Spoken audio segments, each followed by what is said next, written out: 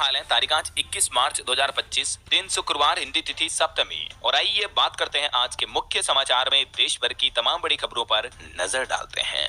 देखिए दोस्तों, एक तो आज के दिन को इंटरनेशनल फॉरेस्ट डे के रूप में मनाया जाता है, यानी अंतर्राष्ट्रीय वन दिवस। हम सबको अपने जीवन में पेड़ लगाने चाहिए, प्रकृति को बचाना चाहिए। इस मौके पर देश के प्रधानमंत्री नरेंद्र मोदी गुजरात दौरे पर रहे और देखिए इस दौरान वहां उन्होंने भरवाड़ समुदाय के लोगों से अपील की, कहा कि एक पेड़ मां के नाम अभियान के तहत प्राकृतिक खेती को अपनाएं और पेड़ लगाएं। इस बार विश्व वन दिवस को गुजरात में फॉरेस्ट एंड फूड की थीम पर मनाया जा रहा है। चलिए आगे बढ़ते हैं अब अपन खबरों में। तो दोस्तों, आज एक बहुत ही स्पेशल त्योहार भी है, शीतला सप्तमी का। होली के 7 दिन बाद आने वाले इस त्योहार पर भी देश भर में रंगों की होली खेली जाती है और शीतला सप्तमी और अष्टमी पर ठंडा खाना खाने की भी परंपरा है। माँ शीतला देवी की पूजा अर्चना की जाती है। शीतला माता झाड़ू धारण करती है, नीम के पत्तों की माला पहनती हैं और शीतला माता गधे की सवारी करती है। आज के दिन माताएं बहनें व्रत करती हैं और शीतला माता की भी ठंडे पकवान से ही पूजा की जाती है। शीतला सप्तमी पर परंपरा है, घरों में चूल्हे नहीं जलाए जाते हैं, गर्म खाना नहीं बनाया जाता है। आज 21 मार्च को शीतला सप्तमी रहेगी और फिर कल शीतला अष्टमी का त्योहार रहेगा। और वहीं दोस्तों, आज रंगों की होली खेलने की भी परंपरा है। तो इस बार आप केमिकल वाले रंगों से नहीं खेलें, बल्कि नेचुरल रंगों से होली खेलें, गुलाल हल्दी वगैरह से बने कलर से, ताकि स्किन को, त्वचा को भी कोई नुकसान ना हो। और होली खेलते दौरान भी आपको कुछ सावधानियां जरूर रखनी चाहिए। एक तो बच्चों का खास ख्याल रखें, कहीं उनकी आंखों वगैरह में कलर ना गिर जाए। इसके अलावा केमिकल वाले रंगों से तो बिल्कुल दूरी बनाकर रखें। और होली खेलते समय भी इस बात का ध्यान रखें, मोबाइल फोन को जेब वगैरह में ना रखें, पैसे वगैरह पर कलर ना लगने दें। ये कुछ बातों का ध्यान रखें, है ना। बाकी आप सभी देशवासियों को ढेर सारी हार्दिक शुभकामनाएं शीतला सप्तमी और अष्टमी की। शीतला सप्तमी के त्योहार की ही तरह आपके जीवन में खुशियों के रंग छाए रहें हमेशा, और एकदम शीतल तरीके से ठंडे माहौल से आपका जीवन अच्छा बना रहे। गर्म जोशी ना दिखाएं, गुस्सा ना करें, है ना। चलिए आगे बढ़ते हैं अपन खबरों में। देखिए आज देश के कुछ राज्यों में तो छुट्टियां भी घोषित कर दी गई है, जैसे राजस्थान, जयपुर वगैरह में आज प्रशासन की तरफ से अवकाश घोषित किया गया है। स्कूल, कॉलेज, सरकारी दफ्तर वगैरह बंद रहेंगे, है ना। चलिए आगे बढ़ते हैं खबरों में। देखिए दोस्तों, एक तो नौकरियों पर रिपोर्ट आ रही है कि दुनिया भर में टेक कंपनियों में इस साल 23,154 कर्मचारियों को निकाला गया, जबकि इससे पिछले वाले 2022-24 के दौरान 6.25 लाख से भी ज्यादा लोगों की नौकरियां छीनी थी। टेक कंपनियां हर साल अपने यहाँ लोगों को ले ऑफ कर रही है, मतलब जॉब से निकाल रही है। और अब तो आपको पता होगा आजकल एआई यानी आर्टिफिशियल इंटेलिजेंस आ चुका है। टेक्नोलॉजी के क्षेत्र में तो काफी सारी जॉब्स जो है वो छीन रही है लोगों की। अभी एक दिन पहले आपको पता होगा, मैंने आपको बताया भी था, अमेजोन कंपनी ने भी कहा कि 14,000 एम्प्लॉइज को कंपनी से निकालेगी। चलिए अगला अपडेट देखिए। भारत की जीडीपी पर एक रिपोर्ट सामने आ रही है कि दुनिया भर में चल रहे व्यापार युद्ध का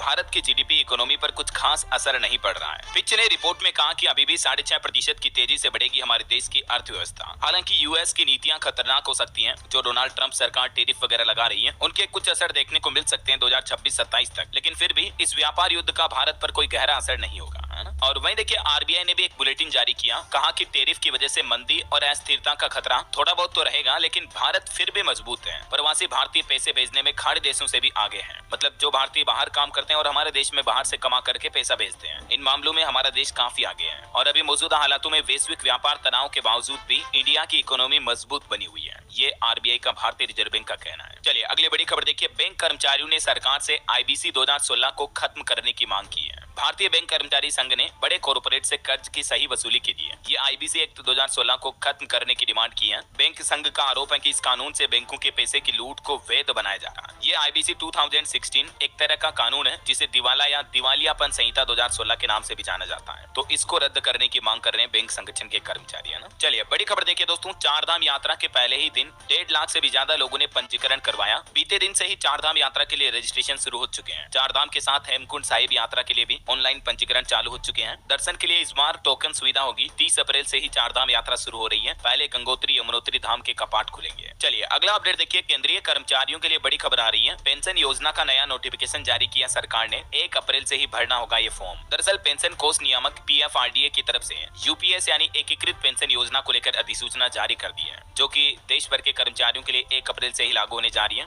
यूपीएस यानी यूनिफाइड पेंशन स्कीम को सरकार ने नोटिफाई किया है। इस यूपीएस योजना के लिए कौन कौन कर्मचारी पात्र होंगे, इसकी जानकारी भी आप देख सकते हैं। एक बार ये पेंशन का विकल्प चुनने के बाद फिर कर्मचारियों को बदलाव का कोई ऑप्शन नहीं मिलेगा। तो अप्रैल से ही कर्मचारियों के लिए जरूरी होगा कि वो या तो एनपीएस को चुने या यूपीएस को चुने, ऐसा। और 1 अप्रैल से दोस्तों बिजली भी महंगी होने वाली है। कर्नाटक राज्य में बिजली की कीमतों में एक बार फिर से बढ़ोतरी होगी। अप्रैल महीने से ही ज्यादा चुकाने होंगे bill. Karnataka electricity regulatory commission KERC के ताजा आदेश के मुताबिक अगले महीने अप्रैल से ही 36 पैसे प्रति यूनिट बिजली की दरों में बढ़ोतरी करने की घोषणा की गई है। तो अप्रैल के बाद मई का जो बिल आएगा आएगा आपके, वो बढ़े हुए यूनिट रेट के आधार पर आएगा, है ना। चलिए बड़ी खबर देखिए, पाकिस्तान और चाइना जैसे दुश्मन देशों की अब खेल नहीं, स्वदेशी होवित्जर की ताकत और अटैच रेंज से दहलेंगे अब दुश्मनों के दिल, क्योंकि भारतीय सेना की ताकत बढ़ने वाली है। हमारे देश की इंडियन आर्मी सेना को मिलेंगे आधुनिक होवित्जर तोपें। 7,000 करोड़ से भी ज्यादा सौदे को हरी झंडी दी है भारत सरकार की तरफ से। टोटल दोस्तों 54,000 करोड़ की डिफेंस डील जिसको केंद्र सरकार की मंजूरी मिली है, और इस डील के तहत एक तो सेना को 307 होवित्जर तोपें मिलेगी जिन्हें पाकिस्तान और चाइना बॉर्डर पर तैनात किया जाएगा, जिससे कि बॉर्डर इलाकों पर हमारा देश और ज्यादा सुरक्षित और ताकतवर होगा। और इन तोपों के अलावा भी airborne early warning system T-90 टैंकों के नए इंजन भी नौसेना में शामिल किए जाएंगे। टोटल रक्षा मंत्रालय की तरफ से ये 54,000 करोड़ की सैन्य खरीद को मंजूरी दी गई है। थल सेना, नौसेना, वायुसेना तीनों की ताकत बढ़ने वाली है इस डील के जरिए। ये 54,000 करोड़ के माध्यम से टोटल 8 डिफेंस खरीद प्रस्तावों को केंद्र सरकार की तरफ से और रक्षा मंत्रालय द्वारा मंजूरी मिली है ना। चलिए अगला अपडेट देखिए, एक रिपोर्ट सामने आ रही है। ईपीएफओ से इस साल जनवरी महीने में 17,89,000 नए सदस्य जुड़े हैं। 18 से 25 आयु वर्ग का प्रभुत्व ज्यादा रहा, मतलब इस उम्र के लोग युवा ज्यादा जुड़े हैं पीएफ खाता वालों में, है ना। और खबर देखिए, विदेश में भी चला मेगा स्टार चिरंजीवी का जादू। ब्रिटेन सरकार की तरफ से तेलुगु सिनेमा के सुपरस्टार चिरंजीवी को लाइफ टाइम अचीवमेंट अवार्ड से सम्मानित किया गया है। मेनी कांग्रेट्स चिरंजीवी को, और करंट अफेयर्स के हिसाब से भी इंपॉर्टेंट है तो ध्यान रखिएगा, है ना। चलिए खबर आ रही, दिल्ली हवाई अड्डे का टर्मिनल 1 अगले महीने अप्रैल के मध्य से पूरी तरह चालू हो जाएगा। अभी यहाँ कुछ मेंटेनेंस वगैरह का काम चल रहा, तो कुछ उड़ाने प्रतिबंधित है यहाँ से। चलिए भारत में इंटरनेट खर्च पर भी रिपोर्ट सामने आ रही है कि औसत डेटा खपत बढ़कर 27.5 जीबी तक पहुंच चुकी है, और देश में 5G ट्रैफिक भी बढ़कर 3 गुना तक हुआ। और ये डेटा खपत यानी हर महीने एक यूजर तकरीबन 27 जीबी डेटा खर्च कर रहा है, पिछले साल 2024 तक के आंकड़ों के मुताबिक, है ना। चलिए अगला अपडेट देखिए, IDFC फर्स्ट बैंक की तरफ से लॉन्च किया गया एस नाम से एक नया निवेश फीचर, जो कि म्यूचुअल फंड निवेशकों के लिए एक तरह के स्मार्ट टूल और इंसाइट्स प्रदान करेगा, जिसमें आप equity, debt, tax saving, hybrid और इंडेक्स फंड्स वगैरह को चेकअप करवाएंगे। और वहीं देखिए एक चौंकाने वाली रिपोर्ट सामने आ रही है कि विदेशी जेलों में 10,152 भारतीय बंद हैं, और इनमें से सबसे ज्यादा भारतीय लोग 2 मुस्लिम देशों में बंद हैं, जिनमें शामिल है एक तो सऊदी अरब और दूसरा संयुक्त अरब अमीरात UAE। यहाँ लगभग 2,500 से भी ज्यादा भारतीय कैदी बंद हैं। इसके अलावा भी नेपाल, कुवैत, पाकिस्तान, मलेशिया, संयुक्त राज्य अमेरिका, म्यांमार, रूस, ओमान वगैरह में भी काफी सारे भारतीय लोग कैदी के रूप में यहाँ देशों की जेलों में बंद हैं। विदेश राज्य मंत्री कीर्तिवर्धन सिंह ने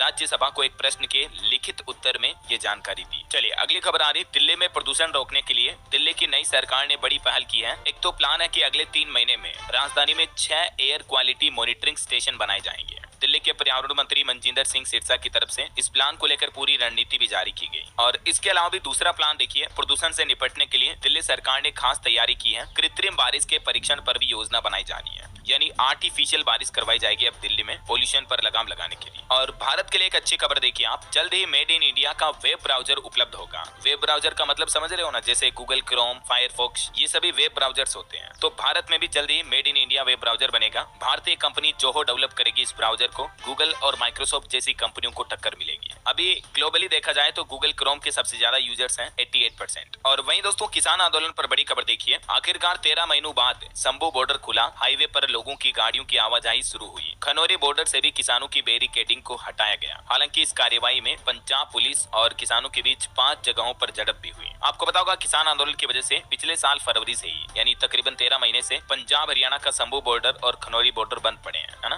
दिल्ली पटियाला हाईवे पर खनौरी बॉर्डर भी बंद था, तो हरियाणा पुलिस ने भी अपना ये बॉर्डर खोल दिया और पंजाब पुलिस ने भी कार्रवाई की। ये कुछ तस्वीरें देखिए आप, शंभू और खनौरी बॉर्डर से किसानों को हटाने की इनसाइड स्टोरी। 72 घंटे पहले ही प्लानिंग की थी प्रशासन ने। टकराव टालने के लिए मीटिंग का दिन चुना और किसान नेता पंदेर और डलेवाल की गैर मौजूदगी में ये एक्शन लिया गया। बीते दिन आपको पता होगा प्रशासन ने बुलडोजर चलाकर यहाँ बॉर्डर पर धरना दे रहे किसानों के टेंट वगैरह भी तोड़ दिए गए जेसीबी से। तो अभी ये तस्वीरें देखिए पुलिस एक्शन के बाद शंभू और खनौरी बॉर्डर के हाल क्या चल रहे हैं। पुलिस प्रशासन ने 3 किलोमीटर का एरिया सील कर दिया है। किसानों के बेड, एसी वगैरह सब टूट गए हैं। सामान को लेकर टेंट हाउस और मालिकों से भी झगड़ा हुआ किसानों का और प्रशासन का। हरियाणा पुलिस ने भी सीमेंट की बैरिकेडिंग को भी हटाने का काम शुरू किया बुलडोजर के जरिए। पूरी जितनी भी अवरोध थे बॉर्डर पर, हाईवे पर, उन सबको हटा दिया गया। अब लोगों की आवाजाही शुरू हो चुकी है। हरियाणा में सोनीपत, कुंडली, सिंगो बॉर्डर खोलने का भी काम शुरू हुआ। किसान आंदोलन के चलते यहाँ भी 2 लाइनें सील थी, तो अब दिल्ली आने जाने वालों को राहत मिलेगी, है ना। चलिए अगली खबर खबर आ रही है कि इंफ्रास्ट्रक्चर का विकास भारत के लॉजिस्टिक्स सेक्टर को और मजबूत बनाएगा। रिपोर्ट्स है दोस्तों कि अगले 3 दिनों में 50,000 से ज्यादा लोगों की ऑडियंस एक कार्यक्रम के आयोजन का हिस्सा बनने जा रही है, जहां 28 देशों के 1000 प्रदर्शकों द्वारा पेश की गई टेक्नोलॉजी, गैजेट्स और इनोवेशन को एक्सप्लोर करने और एक्सपीरियंस करने का मौका मिलेगा। भारत मंडपम में कन्वर्जेशन इंडिया और 10वें स्मार्ट सिटीज इंडिया एक्सपो का उद्घाटन करते हुए देश के परिवहन मंत्री नितिन गडकरी की तरफ से कहा गया कि भारत की अर्थव्यवस्था तेजी से बढ़ रही है और इस पर आधारित ये एक कार्यक्रम का आयोजन भी हो रहा है। चलिए अगली खबर देखिए। बिहार के मुख्यमंत्री नीतीश कुमार फिर से विवादों में आए। राष्ट्रगान के दौरान वो हंसने लगे तो लालू यादव ने भी सवाल पूछ लिया कि ये क्या कर रहे हो। ट्विटर पर, सोशल मीडिया पर काफी वीडियोस भी वायरल हो रहे हैं, आपने भी देखे होंगे। एक कार्यक्रम के दौरान राष्ट्रगान बजने लगता है, सभी नेता सावधान की पोजीशन में खड़े थे, तभी अचानक से नीतीश कुमार हंसने लगते हैं और इनके पास ही खड़े व्यक्ति से बतियाने भी लगते हैं। देखिए मतलब नेताओं की सूझबूझ कभी कभी कहाँ चली जाती है यार। चलिए वहीं महाराष्ट्र में औरंगजेब की कब्र हटाने के मामले पर खबर आ रही है। नागपुर हिंसा मामले में मास्टरमाइंड फहीम समेत 6 लोगों पर देशद्रोह का केस शुरू किया गया। 3 दिन बाद 2 इलाकों से कर्फ्यू हटा और महाराष्ट्र पुलिस ने तो ये भी दावा किया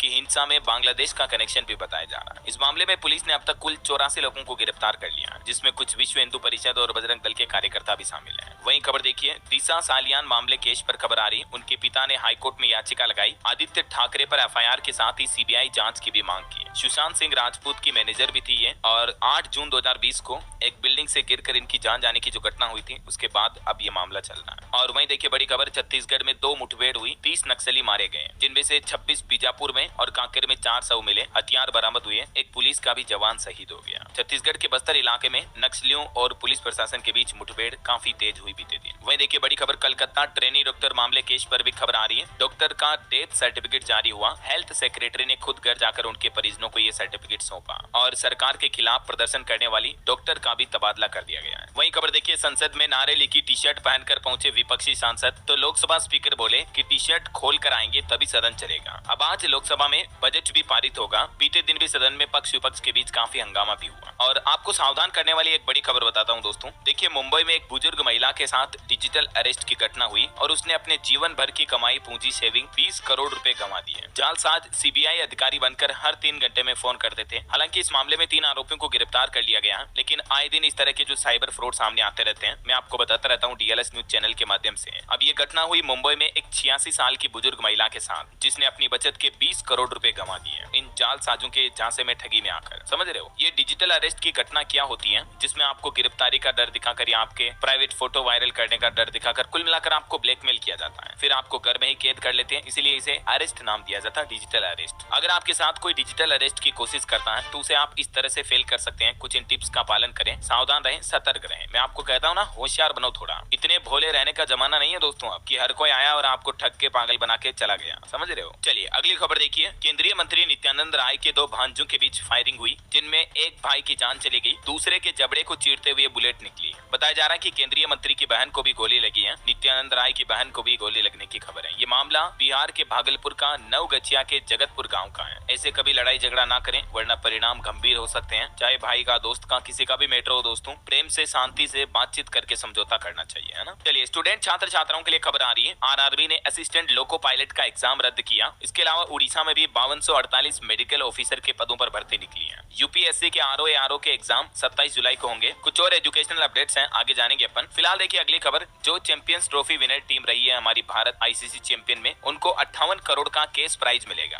बीसीसीआई की तरफ से ये ऐलान किया गया है। भारत ने न्यूजीलैंड को हराकर 12 साल बाद ये खिताब जीता है और इसी के साथ ही भारतीय टीम को 58 करोड़ का नगद पुरस्कार भी दिया जाएगा। मोबाइल फोन लॉन्चिंग पर खबर है। ओप्पो F29 सीरीज 23,999 की शुरुआती कीमत पर लॉन्च हुई। Water proof, dust proof phone होगा ये। वहीं गूगल पिक्सल 9a स्मार्टफोन भी लॉन्च हुआ। इसकी कीमत 50,000 के लगभग है। चलिए बड़ी खबर देखिए। जीवन बीमा में बदलाव के खिलाफ LIC के एजेंट राहुल गांधी से मिले। श्रमिकों के बीच भी पहुंचे कांग्रेस सांसद राहुल गांधी। वहीं खबर है, प्रधानमंत्री नरेंद्र मोदी और बांग्लादेश की अंतरिम सरकार के नेता यूनुस ने मुलाकात के लिए भारत से संपर्क किया और कहा कि भारत बांग्लादेश को बातचीत करनी चाहिए। वहीं दोस्तों हमारे देश में इलेक्ट्रिक व्हीकल के चार्जिंग स्टेशन पर भी रिपोर्ट आ रही है। 36 राज्यों और केंद्र शासित प्रदेशों में 26,000 से ज्यादा ईवी चार्जिंग स्टेशन बन चुके हैं। 2023-24 में ही तकरीबन 1622 मिलियन यूनिट बिजली खर्च हुई इलेक्ट्रिक गाड़ियों को चार्ज करने में। सड़क परिवहन और राजमार्ग मंत्री नितिन गडकरी की तरफ से ये डेटा जारी किया गया है। इतना ही नहीं, नितिन गडकरी ने एक सबसे बड़ी घोषणा तो ये की है दोस्तों कि अगले 6 महीने में पेट्रोल कारों के दाम पर आपको इलेक्ट्रिक वाहन मिल पाएंगे। अभी आपको पता होगा इलेक्ट्रिक कारों की, इलेक्ट्रिक बाइक गाड़ियों की कीमतें काफी ज्यादा होती हैं, राइट, इन कंपैरिजन टू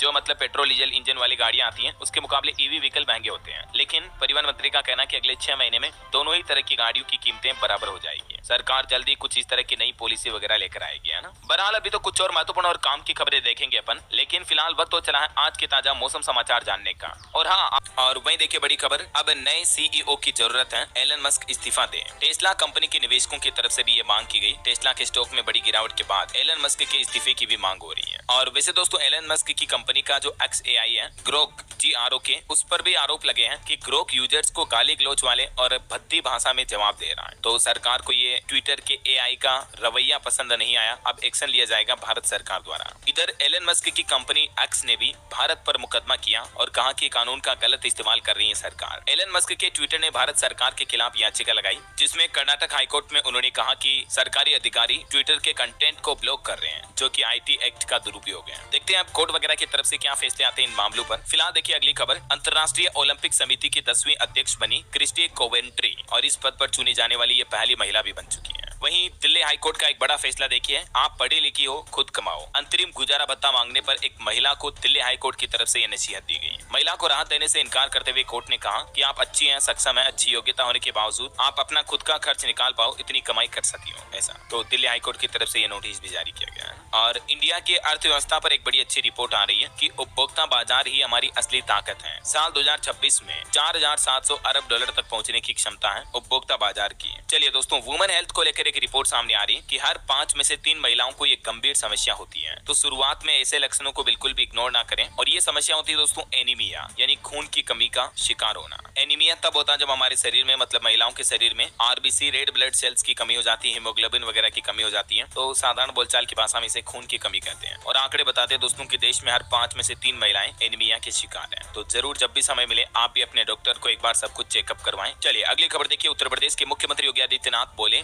विदेशी आक्रांता के महिमा मंडन का मतलब देशद्रोह है। आज भारत को ऐसे देशद्रोह स्वीकार नहीं है। वहीं खबर है, एक कैब एग्रीगेटर कंपनी ने सेफ्टी किट्स बांटी अपने ड्राइवर्स को। उबर कैब की तरफ से यह प्लान किया गया। सुरक्षा के तौर पर AI पावर्ड हेलमेट समेत कई फीचर्स मिलेंगे इस सेफ्टी किट में। वहीं खबर देखिए, फ्यूचर मेकर के MD राधेश्याम का नया अवतार देखने को मिला। डबवाली पंजाब बॉर्डर पर उन्होंने खोला मेडिटेशन सेंटर। एक वक्त था जब आपको पता होगा राधेश्याम सुथार ने काफी फ्रॉड किए थे लोगों के साथ। 9 राज्यों में 3000 करोड़ से ज्यादा की ठगी करने का आरोप लगा था इन पर। लेकिन अब राधेश्याम सुथार परम गुरु बनकर आश्रम बनाने की तैयारी कर रहे हैं। ये बोले कि बदलाव हर व्यक्ति का अधिकार है, मेरा साथ दिया तो विज्ञान के मामले में 500 साल आगे निकलेगा भारत। ये वो राधेश्याम जी की तस्वीर है जब वो अपनी फ्यूचर मेकर कंपनी के लिए लोगों को मोटिवेट करते थे, ऐसा। चलिए खबर आ रही है कि क्या अगले महीने अप्रैल से सप्ताह में 5 ही दिन खुलेंगे बैंक। तो दोस्तों आजकल सोशल मीडिया पर इस तरह की कई गप और अफवाहें फैलाई जा रही हैं। तो PIB फैक्ट चेक की तरफ से इस खबर को फर्जी बताया गया और ये भी दावा किया कि इस तरह की खबरों पर विश्वास ना करें। और खबर देखिए, पश्चिम बंगाल की मुख्यमंत्री ममता बनर्जी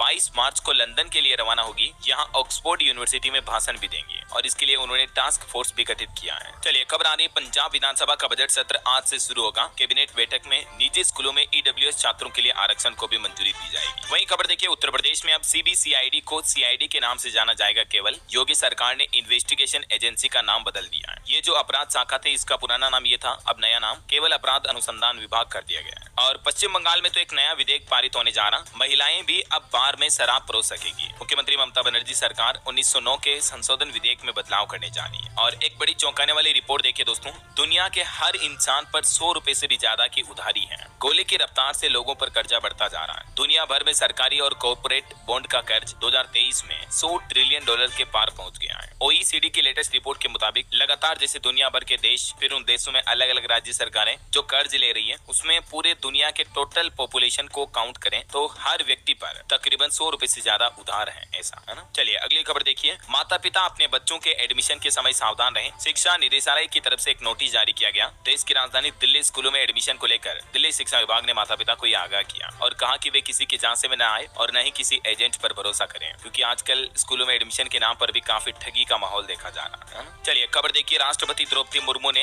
रामनाथ गोयनका पुरस्कार प्रदान किए और कहा कि समृद्ध लोकतंत्र के लिए स्वतंत्र और निष्पक्ष प्रेस यानी न्यूज आवश्यक है। वहीं खबर है हरियाणा में स्थापित होगी उत्तर भारत की पहली परमाणु परियोजना भी है। केंद्रीय मंत्री जितेंद्र सिंह की तरफ से यह बड़ी घोषणा की गई है। उत्तर भारत की पहली परमाणु योजना हरियाणा में गोरखपुर नाम के एक छोटे से शहर में स्थापित की जा रही है। और खबर देखिए, कॉर्पोरेट मामलों के मंत्रालय ने पीएम इंटर्नशिप योजना के लिए भी अपना दूसरा ओपन हाउस आयोजित किया। अभी तो इसकी डेट वगैरह भी बढ़ चुकी है, 31 मार्च तक मैंने आपको बताया था। चलिए खबर आ रही है एयर इंडिया और एयर न्यूजीलैंड के बीच एक पार्टनरशिप साझेदारी हुई है। अब भारत से न्यूजीलैंड जाना और भी आसान होगा। वहीं खबर देखिए, भारत का कॉफी निर्यात भी चालू वित्त वर्ष की अप्रैल और फरवरी अवधि में 40% तक बढ़ा है। वाणिज्य उद्योग मंत्रालय की तरफ से डेटा जारी किया गया है। और खबर है दोस्तों, टाटा, मारुति और किया के बाद अब रेनॉल्ट कंपनी भी अपने कारों के दाम बढ़ाने जा रही है। अप्रैल से ही महंगी होगी गाड़ियां। वहीं अंतर्राष्ट्रीय मामलों पर कुछ अपडेट देखिए आप। यूक्रेनी राष्ट्रपति जेलेंस्की ने कहा कि पुतिन बेफुजिल मांगे करना बंद करें, रूस यूक्रेन जंग के नुकसान की भरपाई करें। क्रीमिया को बताया उन्होंने यूक्रेन का अभिन्न अंग है। जेलेंस्की से अमेरिकी राष्ट्रपति डोनाल्ड ट्रंप ने भी कहा कि आप पावर प्लांट का कंट्रोल हमें सौंपे हैं। उन्होंने कहा कि ये सुरक्षा के लिए जरूरी है, बदले में रूसी यूक्रेनी सैनिकों की अदला बदली होगी। वहीं दोस्तों, इजराइल हमास जंग पर भी खबर आ रही है। इजराइल ने गाजा में टैंक उतारे, जमीनी हमले शुरू किए। रक्षा मंत्री कार्ज बोले कि बंधक नहीं लौटाए तो हमास को पूरी तरह से बर्बाद कर देंगे। इधर इस अंतर्राष्ट्रीय मामलों के हालातों पर अब फिलीपींस का भी कहना है कि साउथ चाइना सी में चीन को कंट्रोल करना बहुत जरूरी है।